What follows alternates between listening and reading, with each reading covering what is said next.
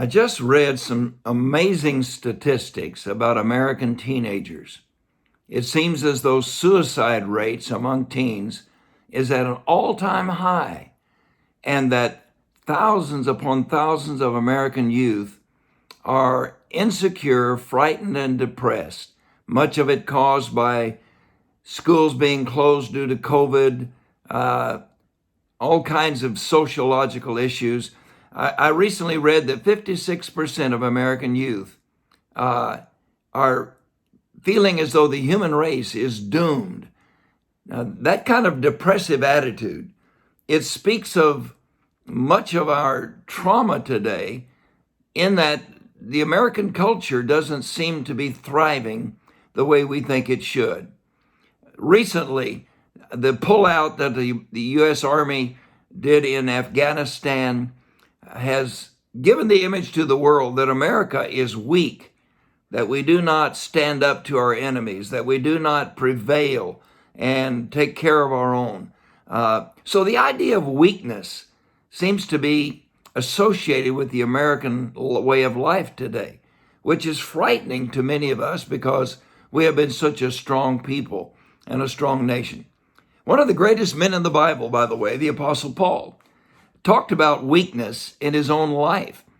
In fact, in writing to the Corinthian church, he said that God had given him, or allowed, a thorn in his flesh that became a messenger of the devil to torment him, to buffet him. That word buffet means to beat to a pulp.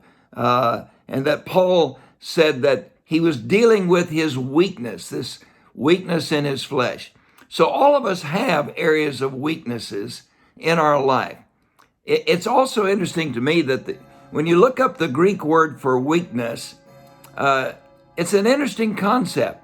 There is the word for strength, and then when you put an alpha in front of it, and letter A in English, you put an alpha in front of it, it becomes no strength. And that is the Greek word for weakness, no strength. So today I want you to think about some areas of your life in which you have no strength.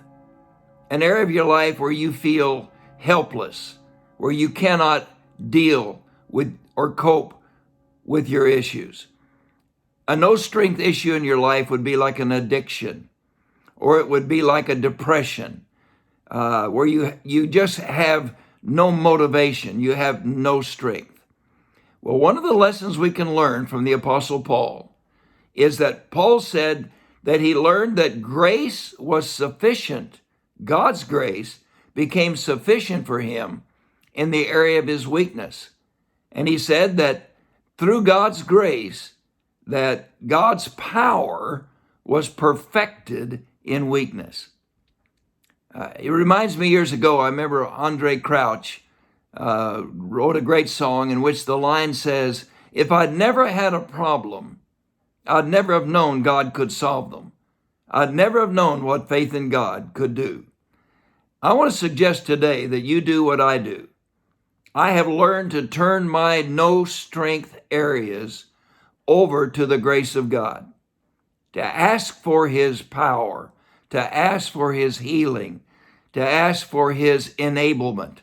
Where I am weak, Christ can become strong. That's why Paul said, Christ in you is the hope of glory.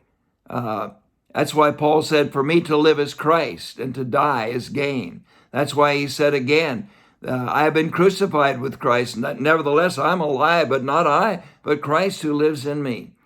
If you would take an area of your life in which you feel like you are helpless, powerless, you have no strength, give that weakness to Christ.